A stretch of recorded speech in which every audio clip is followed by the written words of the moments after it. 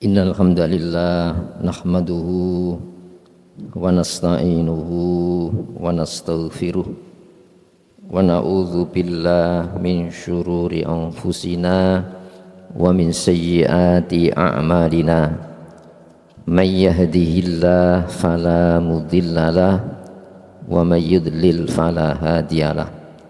Asyhadu an la ilaha illallah wahdahu la syarikalah wa asyhadu anna Muhammadan abduhu wa rasuluh la nabiyya wa la rasula ba'dah. Allahumma salli wa sallim wa barik ala Muhammadin wa ali Muhammad kama sallaita wa sallamta wa barakta ala Ibrahim wa ali Ibrahim fil alamin innaka hamidum majid. Amma ba'd. Saudara sekalian, sejenak marilah kita sediakan waktu kita untuk bersama menelaah, memahami, menganalisa sejarah Nabi Rasulullah Muhammad SAW. Sertakan harapan kepada Allah, semoga lewat telaah pagi hari ini Allah memberikan kepada kita taufik hidayahnya, bimbingan serta pemahamannya. Untuk itu marilah kita buka telaah pagi hari ini dengan al-basmalah. Bismillahirrahmanirrahim. Sebelum kita fokus kepada analisa sejarah Nabi yang pada pagi hari ini, kita masuk pada pemahami dakwah Islam. Hadirin rahimakumullah, pentingnya mempelajari sejarah Islam supaya kita tahu posisi kita, gitu ya. Saat kita menjalani kehidupan ini, ya, Rasulullah kan sudah membagi, gitu ya, bahwa kita ini penyempurna 70 umat. Jadi Allah itu menurunkan nabi-nabi, rasul-rasul itu dengan membimbing manusia untuk diikat dengan keumatan. Tidak saja kemanusiaan, namun di sisi yang lain berpijak pada ummah. Ummah itu komunitas yang menjalankan sebuah kegiatan. Yang kegiatan ini bukan sekedar duniawi, tapi dunia yang dihubungkan dengan masa depan akhirat. Dan ini membentuk laku sejarah yang disebutkan dalam Al-Quran itu millata abikum Ibrahim. Itulah jejak laku sejarah leluhurmu Ibrahim. Jadi kita punya leluhur, ya, yang sebelumnya innallaha astafa Adam. Sesungguhnya Allah memilih Adam. Memilih apa itu? Memperlakukan ajaran Islam dalam kehidupan dunia. Jadi bukan dunia murni tanpa dikasih pemahaman. Berdunia ini untuk apa? Wa Nuhan, Allah memilih Nabi Nuh. Nah, pilihan Allah ini perlu dilacak dalam Al-Quran. Bukan sekedar dipilih jadi manusia hidup, kalau orang mengatakan hidup bebas semaunya, tapi dikasih standar kehidupan. Yang standar hidup itu namanya Islam. Wa ala Ibrahim, Allah memilih keluarga Ibrahim. Ya. Nah, kita ini cari jalur Ibrahim. Ibrahim itu alaihissalam punya putra, ya, Ishak, Ismail. Dari Ishak ini lahir Yakub, yang ini menurunkan nabi-nabi Bani Israel. Nah, dari jalur Ismail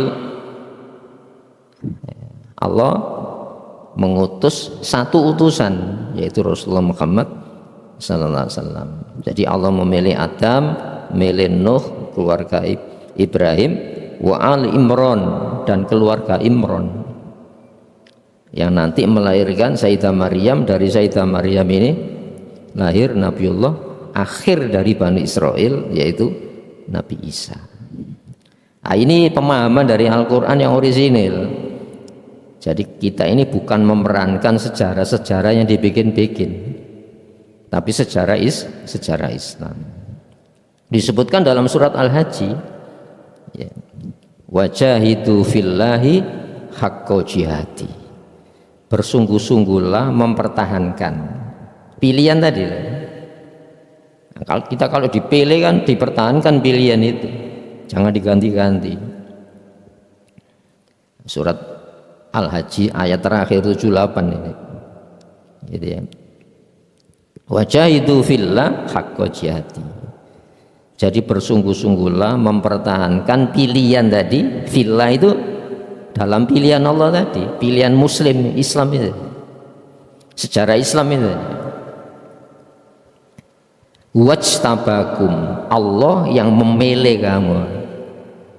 Loh, kalau kita punya pilihan terbaik, tidak boleh diganti itu pilihan ini, ya, karena dipilihkan oleh Allah langsung, bukan pilihan yang hasil agreement bersama, persetujuan bersama. Saya menentukan pilihan ini karena saya mayoritas semuanya, ya. Oh, tidak bisa sebenarnya. Kita itu punya pemimpin nabi-nabi, ya, kita ini punya alur sejarah nabi-nabi. Wajtamakum wa ma ja'ala alaikum fid dini min kharaj. Allah tidak pernah menjadikan di dalam Islam itu min kharaj, jenis kesulitan hidup. Islam itu paling mudah itu. Kan enak dipilihkan, tinggal menjalani. Kalau tidak percaya dikasih akal untuk menganalisa pilihan Allah tadi, kan enak itu ya. Huwa sammakumul muslimin, Allah yang menamakan kamu muslim. Jadi kita ini bukan dinamakan warga. Warga mana kan bisa berubah-ubah warga. Kita bukan dipilihkan karena sukunya, bisa berubah-ubah pilihan suku.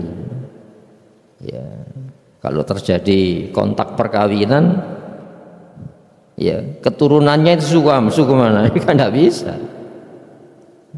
Suku Bugis kawin dengan suku Madura, Madura kawin dengan suku Jawa, anaknya suku apa itu?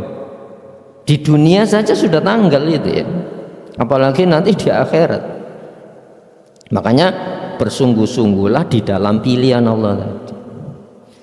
Wa sammakumul muslimin, Allah yang menamakan kamu umat ini umat Islam, ya.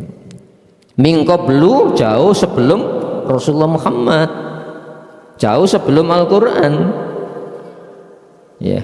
Wa fi hadza, dan di dalam Al-Quran ini yang harus dijaga, ya. Allah itu ya, mulai zaman Nabi, perahunya Nabi Nuh ini kan keturunan dari perahunya Nabi Nuh. Jadi kita ini benih dari penumpangnya Nabi Nuh, perahunya Nabi Nuh. Dzurriyyatan man hamalna ma'al Nuh. Jadi umat Islam itu keturunan yang diangkut dalam perahunya Nabi Nuh itu. Ini ya, dzurriyyatan man hamalna ma'al Nuh, dalam surat Bani Israil itu. Innahu kana abdan syakura, sesungguhnya Nuh itu hamba yang syukur. Di mana syukurnya? Merawat, menggunakan pilihan Islam ini untuk kehidupan. Ketika kita dikasih yang terbaik, dibuang, ini tidak syukur. Kita dipilihkan terbaik, diterlantarkan, itu tidak syukur. Orang tua kita namanya kasih warisan, setelah dikasih warisan bentrok, tidak syukur. Kenapa? Orang tua kita meninggalkan harta ini bukan untuk bikin perang keluarga, bukan, tapi gunakan sesuai dengan wasiat-wasiat Islam, ya. Nah, di sini hadirin rahimakumullah, jadi ini 70 umat, dan kita ini antum tutimmuna sab'ina ummatan, kamu ini penyempurna 70 umat. Nah, 70 umat ini namanya ummatun Islamiyah, umat Islam. Itu ya. Nah, Yahudi itu keluar dari 70 ini.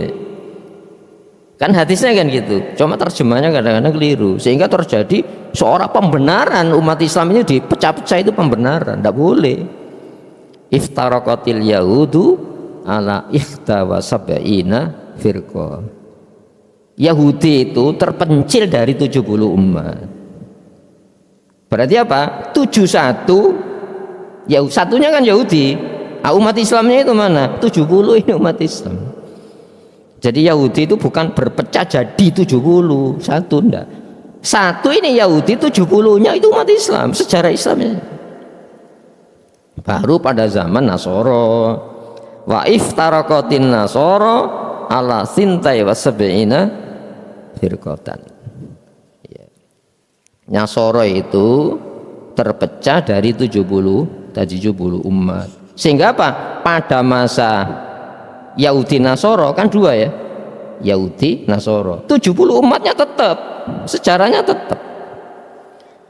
Pada zaman Rasulullah turunnya Al-Quran ini, wasataftariku ummati, umatku akan terpisah menjadi 73. Umat di sini mana? Umat setelah turunnya Al-Quran.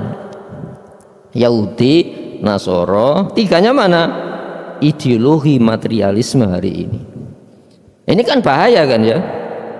Jadi ideologi satu pandangan hidup yang ngasih pandangan pemahaman manusia bukan dengan cara Islam. Itu ya.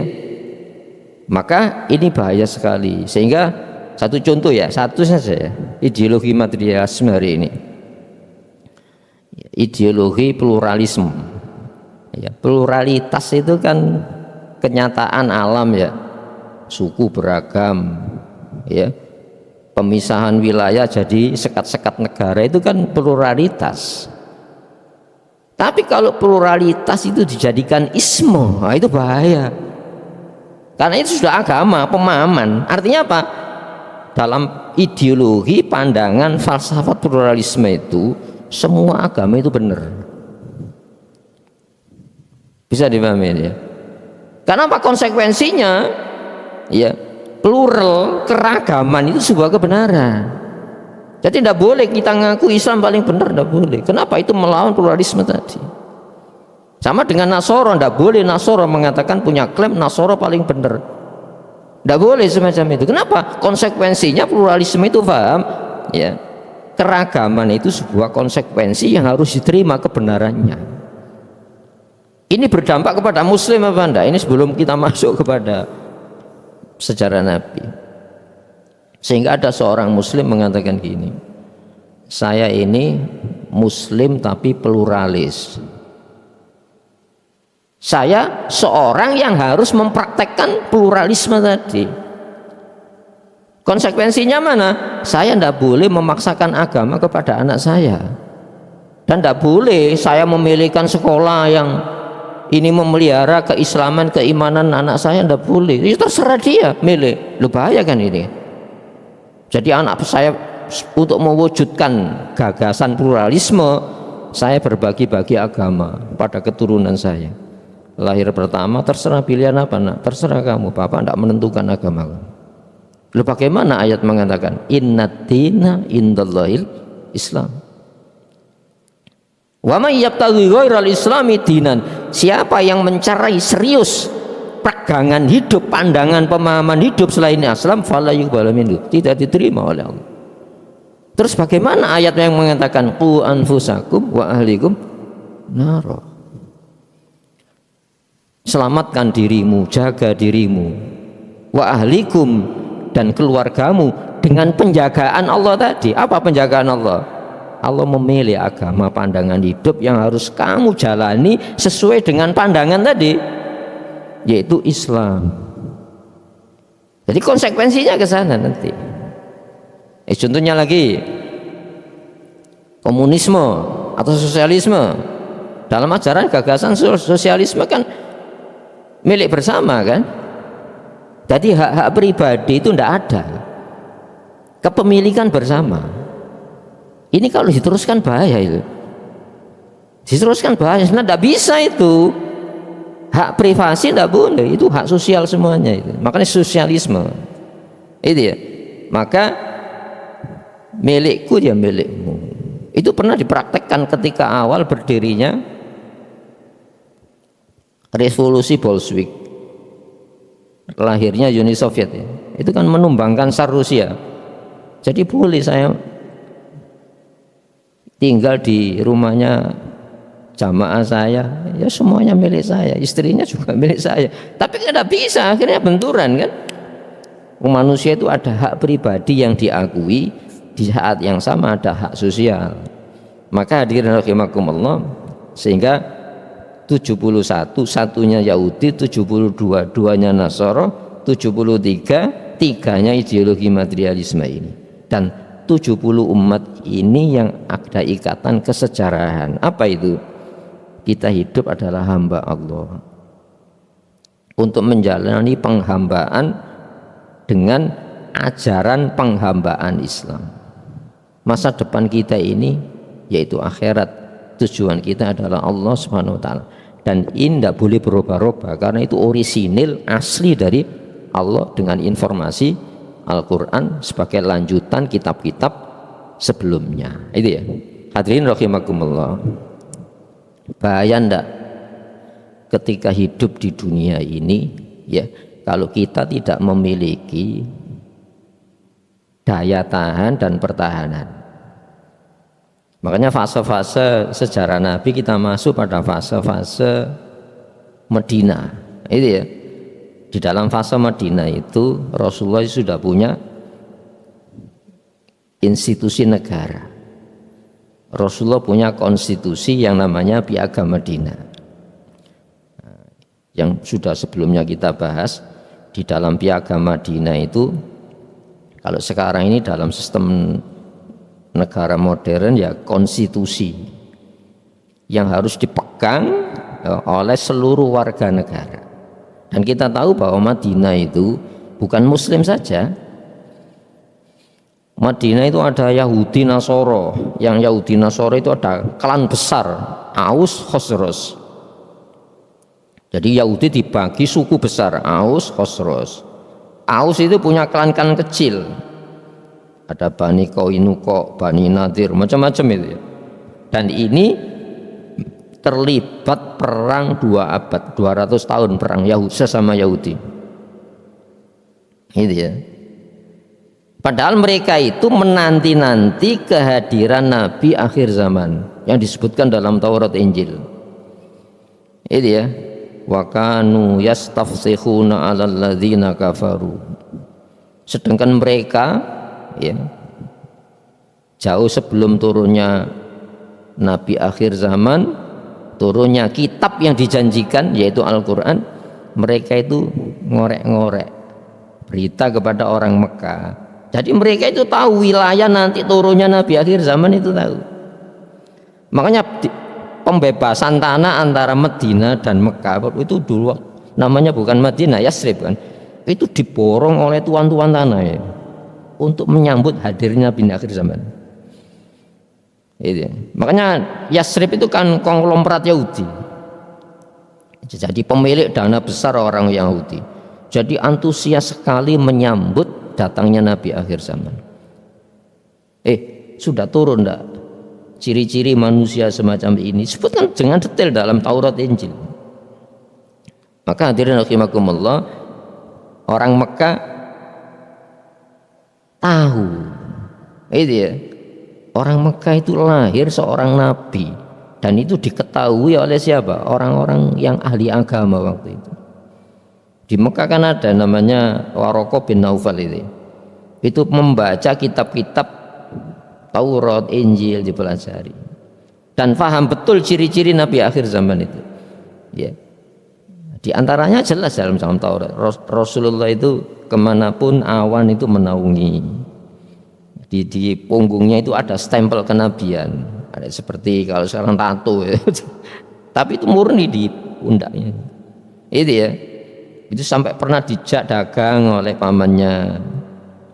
Di sana itu ada pohonnya itu gini. Jadi kalau Nabi berdiri, Itu ya. Ini cerita-cerita bagi ciri Nabi akhir zaman. Itu ya. Nah, maka falamma ja'ahum ma'arofu kafaru dalam Al-Qur'an seperti itu.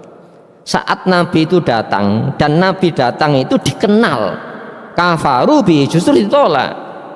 Falaknatullah alal kafirin, kutukan Allah atas orang-orang yang menolak apa yang dikenal. Jadi Yahudi Nasara itu kafirnya itu bukan karena tidak tahu, karena kedengkian ini, kedengkian gitu ya. Sehingga menghadapi orang semacam ini tidak mungkin kita tidak memiliki ketahanan yang kuat, baik secara pemahaman 70 umat ini umat Islam. Jangan sampai kita mengikuti gagasan, mengikuti ide-ide pemahaman hidup yang dibikin Yahudi maupun Nasara, dan hari ini terwujud dalam bentuk gagasan-gagasan ideologi materialisme disebut isme itu tadi. Maka hadirin rahimakumullah, ini mempelajari sejarah ini supaya kita ini mampu memiliki pemetaan dengan lawan maupun kawan. Kan hidup ini tidak sepi dari itu kan. Apalagi sekarang ini kan sudah ada blok-blok militer kan. Coba perang dunia pertama, perang dunia kedua, perang-perang klasik yang terjadi itu kan gesekan yang bukan asli Islam dengan kafir kan. Tapi coraknya kan gitu. Contohnya gini, ada kasus pembunuhan biasa tapi dikaitkan dengan konflik agama, kan ada itu ya. Dulu pada zaman Bani Israel sudah terjadi bagaimana seseorang dibunuh, jenazahnya ditempatkan di tempat yang memungkinkan lalu lalang orang,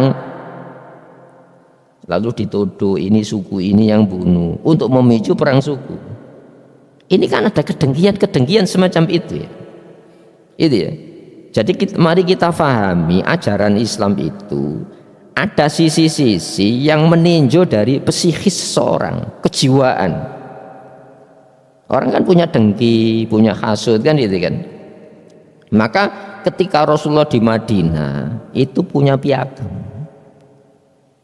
agreement bersama, dan ini dicetuskan oleh Rasulullah selaku kepala negara. Di antara isi piagam Madinah itu apa? Muslim sesama Muslim, itu ya. Kemudian komunitas Yahudi sesama Yahudi punya tanggung jawab mempertahankan wilayah Madinah. Itu di antara poinnya gitu, poin pentingnya itu. Jadi Muslim dengan Muslim, ya, Yahudi dengan Yahudi punya kewajiban bersama mempertahankan wilayah Madinah dari provokasi, ekspansi maupun penjajahan orang luar Madinah. Itu ditulis di dalam piagam Madinah. Terus siapapun yang mengakui kesepakatan piagam Madinah ini ada konsekuensi. Apa konsekuensinya? Siapa yang merusak isi perjanjian piagam Madinah ini, konsekuensinya harus apa? Dikembalikan kepada Rasulullah untuk memutuskan perkara ini, dan dia harus menerima konsekuensi keluar dari Madinah. Itu tegas gitu Rasulullah Muhammad SAW. Berarti apa? Rasulullah itu punya power kan, itu kan. Karena kehadiran Rasulullah di sana itu memang dikehendaki untuk menghilangkan konflik sesama Yahudi yang 2 abad ini. Jadi Islam yang punya konsep ini. Jadi sesama Yahudi itu juga ada kedengkiannya, hasud, gitu ya. Apalagi dengan datangnya Muslim yang waktu itu sudah mampu mengendalikan kendali politik di Madinah itu sendiri. Oh, tambah dengki dia. Apalagi Rasulullah ya ketika menang perang Badar. Jadi Rasulullah itu di Madinah menang perang Badar. Tambah dengki dia. Manusia kan ada egonya kan. Maka hadirin rahimakumullah, kalau tadi dikatakan memang masalah keimanan yang berbeda itu yang menjadi akar masalah sebetulnya. Cuma merucut dalam bentuk-bentuk apa? Gangguan-gangguan karena kedengkian tadi. Ayo kita masuk pada fase ada cerita di dalam ya pelanggaran piagam Madinah ini, yaitu pengkhianatan Bani Qainuqa. Jadi Bani Qainuqa ini satu klan di antara orang-orang Yahudi yang terlibat perang terlibat piagam Madinah tadi. Peristiwanya itu gini. Kalau tadi siapapun yang mengikat dalam perjanjian piagam Madinah itu tidak boleh saling mengganggu. Seluruh penduduk Madinah itu bertanggung jawab mempertahankan Madinah, keamanan Madinah, baik dari dalam maupun dari luar. Nah, suatu ketika itu gini, Rasulullah itu apa yang dibangun Rasulullah ketika di Madinah? Ya, ini kan masalah-masalah kenegaraan kan. Rasulullah itu pertama bangun masjid. Ini awal mula bangun masjid. Dulu sudah pernah kita urai. Jadi pentingnya masjid dalam komunitas muslim ini. Yang nomor dua, Rasulullah membangun pasar. Supaya apa? Praktek perdagangan Islam itu mandiri. Nah, awal mulanya itu gini. Ketika pasar di Madinah itu masih dikuasai komunitas Yahudi, otomatis perdagangannya kan jual belinya di sana, tempat transaksinya kan di sana. Ini ada seorang muslimah, itu kan tadi ya, kedengkian itu pasti ada, dan kita harus siap setiap saat mengantisipasi kalau terjadi kita bisa mengeksekusi hal itu. Contohnya kalau umat Islam di India ya, itu keperpihakannya kepada mana? Muslim atau Hindu? Ya orang Hindu pasti itu. Itu sampai masjid bersejarah dirusak ya, pemerintah India tenang-tenang saja. Disinyalir tempat lahirnya Dewa Rama, masjid tertua di India dihancurkan dan tidak ada tindakan hukum dari pemerintah India. Itu kan keniscayaan kan. Kenapa mayoritas? Itu ya. Bandingkan ketika muslim itu mayoritas masih bisa melindungi warga minoritas. Contohnya di Indonesia ini kan. Itu ya. Contohnya di tempat-tempat yang lain yang mayoritas itu pasti terlindungi. Contohnya jadi komunitas muslim di Kashmir hari ini nggak terlindungi kan hak politiknya. Jadi masih tersandra dengan pemerintahan Hindu, apalagi yang sekarang kuasa itu Hindu ekstrim. Partai Janata itu partai yang paling ekstrim terhadap orang-orang muslim. Hadirin rahimakumullah, sehingga di Kashmir itu tidak ada hak politik sama sekali, dan sampai sekarang itu masih tertindas seperti muslim di jalur Gaza khusus itu. Di Kashmir itu sampai sekarang konflik terus. Hadirin rahimakumullah, ketika ada seorang muslimah itu ya belanja di tempat pasar transaksinya orang Yahudi, itu kan pakai busana muslim kalau sekarang itu ndolek jalaran gitu ini. Itu ya, karena waktu itu Rasulullah sudah punya kekuatan politik di Madinah dan Rasulullah itu mampu mengikat seluruh warga piagam Madinah tadi. Apalagi Rasulullah sudah punya prestasi apa? Kaum muslimin mengalahkan Quraisy dalam perang Badar. Tambah dengki dia. Nah, dipaksa di pasar itu buka auratnya. Ini kan cari jalaran kan ini kan, cari jalaran. Lalu si muslimah itu tidak mau, ini bagian agama saya, ini nutup aurat. Nah, waktu itu di transaksi emas, nah, si pedagang emas ini usil. Jadi jilbabnya tadi diikat di kursinya gini. Ketika dia gini kan terbuka, rame. Itu jalaran. Sekarang kan banyak semacam itu kan, dipicu oleh kasus seolah-olah itu murni kriminal biasa, tapi intinya kembali kepada agama. Kita bisa buktikan dari itu. Coba kasus Poso itu masalah apa? Kok eksekutornya dari NTT kok ke Poso itu ada apa? Terus yang diserang kok pesantren itu dari ada apa? Kesalahan pesantren itu apa? Selama itu tidak ada apa-apa, karena umat Islam berkembang di wilayah itu, karena dipandang itu wilayah mereka, padahal ini Republik Indonesia itu ya, itu memiliki hak yang sama warga itu. Hadirin rahimakumullah, maka umat Islam waktu itu muntap. Kenapa? Piagam Madinah tidak semacam itu. Seluruh komunitas harus menghormati hak-hak agamanya. Sehingga tukang sepuh emas tadi itu dibunuh dan muslim dibunuh waktu itu. Kembali kepada pertikaian mana? Harus kembali kepada Rasulullah. Itu piagam Madinahnya gitu. Maka Rasulullah mengeksekusi kelompok ini harus keluar Madinah sebagai konsekuensi pelanggaran terhadap piagam Madinah. Kapan itu kan ini apa? Kan ada di negara kita kan dibentuk kerukunan umat beragama, FKUB. Saya waktu itu diundang. Kita percuma berbicara forum kerukunan umat agama kalau kita tidak punya konsekuensi sanksi bagi pelanggar kerukunan ini. Kan tidak ada konsekuensinya kan. Tidak bisa kita hanya ajakan moral sementara eksekusi terhadap pelanggar tidak ada. Sampai saya ada pakar hukum berdiri waktu itu, saya yang akan menghalangi sendiri siapa yang punya gagasan, punya sanksi itu orang muslim sendiri yang mengatakan. Ini kan ironi kan, pendekatan moral tanpa adanya sanksi bagi pelanggar. Tidak mungkin dalam kehidupan sosial, tidak mungkin. Karena apa? Ini inisiatif bukan murni dari kekuatan politik negara, kan inisiatif dari ormas-ormas Islam.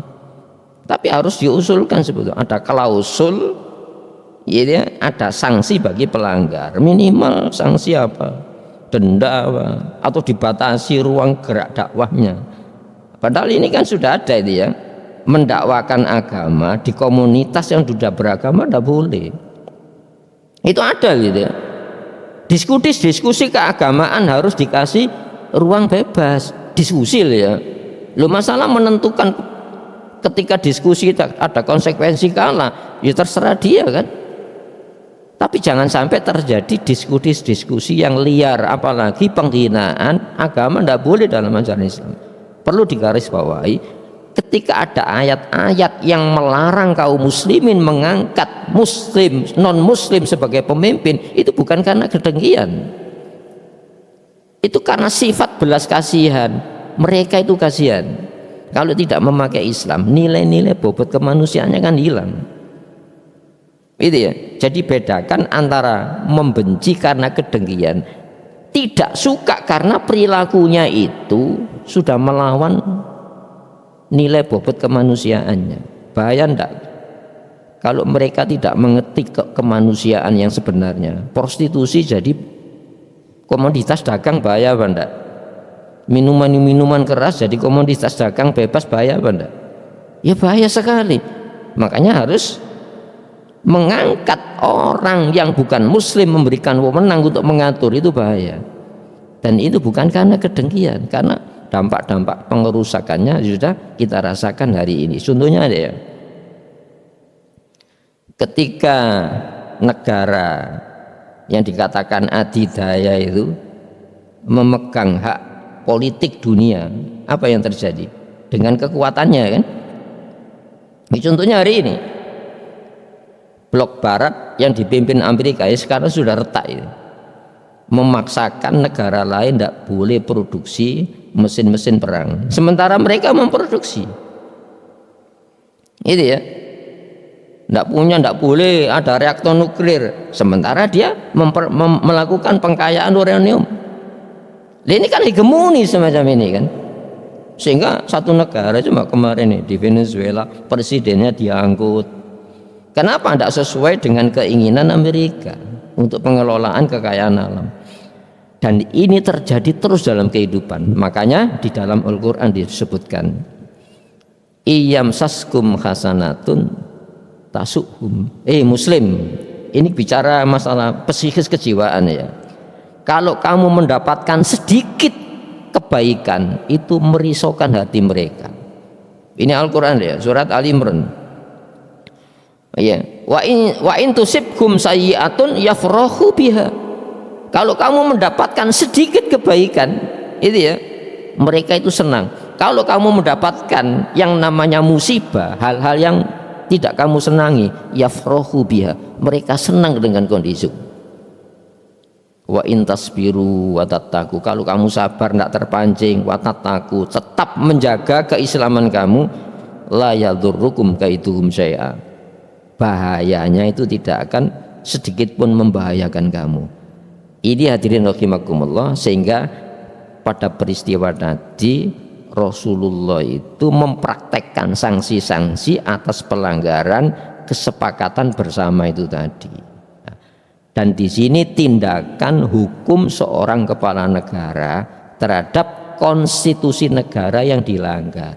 Seharusnya itu harus ada tindakan real untuk menghentikan supaya kerukunan ini tidak ternodai dengan tindakan-tindakan yang melawan kehidupan keamanan sosial itu tadi. Hadirin rahimakumullah, kembali kepada hukum-hukum itu tadi. Maka Islam itu mengajarkan kesabaran, namun kesabaran itu bukan berarti tanpa tindakan moral maupun secara politik terhadap pelanggaran warga negara yang merusak kesepakatan konstitusi negara itu tadi. Dan ini tindakan ini sampai hari ini dipakai oleh negara-negara yang dikatakan konstitusi modern hari ini. Jadi negara itu harus menindak warganya yang merusak kesepakatan keamanan bersama, baik dari luar maupun warga negara itu sendiri. Hadirin, dunia ini memang isinya semacam itu, dan kita harus mensikapi dengan benar. Maka disimpulkan ya di dalam penegasan tauhid Islam, gitu ya, la tastaghrib wuku al-aqdar, kamu jangan merasa heran adanya kekeruan-kekeruan hidup. Jadi adanya konflik, itu ya, dan skalanya kan meluas ya. Jangan kau heran adanya kekeruan hidup, ya, li'annaha ma'abrosat, karena dunia ini tidaklah menampakkan illa hakikun wasfihi, kecuali sifat asasinya dunia itu ya gitu ya, wa hakikun naktihi, dan asli watak dunia itu semacam itu. Maka kita ini akan dinilai oleh Allah. Penilaian Allah itu bukan kamu di dalam Islam itu apa hasilnya, enggak, tapi yang dinilai oleh Allah ya, kepedulian kita kepada Islam dan kaum muslimin. Maka nanti di akhirat yang diputuskan oleh Allah itu bukan gagal berhasilnya. Di saat gagal berhasil, sedih, gembira, bahagia, sengsara, itu semuanya dinilai oleh Allah Subhanahu wa taala. Kalau yang kita alami itu di dalam kepedulian kita, keperpihakan kita kepada ajaran Islam, dan itu hukum dunia itu ya. Coba sampai Allah mengatakan gini, innallaha idza ahabba abdan ibtalahu, Allah itu kalau mencintai seseorang, orang itu akan dicoba oleh Allah Subhanahu wa taala, itu ya. Dan cobaan-cobaan itu mari kita jawab dengan yang benar sesuai dengan watak dasar ajaran Islam, yaitu apa? Islam itu menekankan terpeliharanya bobot nilai kemanusiaan supaya tidak jatuh kepada kebinatangan. Hari ini contohnya ya, ketika kendali politik dipegang oleh bukan muslim, apa yang terjadi? Perang-perang terus ya. Padahal 9 abad semenjak Rasulullah sampai berakhir pada dinasti Utsmaniyah itu kan 9 abad itu dunia aman. Sampai Islam masuk jantung Eropa dan membuat universitas tertua dunia di Cordova, itu kan bikinan umat muslim ya. Itu dunia aman itu. Sampai ada gagasan memisahkan Islam dari urusan dunia. Jadi Islam itu ansik urusan akhirat. Ini bahaya itu. Dan kita jangan sampai termakan oleh gagasan ide yang semacam itu. Mungkin ini yang dapat saya sampaikan sebagai tinjauan secara Islam. Kalau ada yang perlu didiskusikan, saya persilakan, monggo.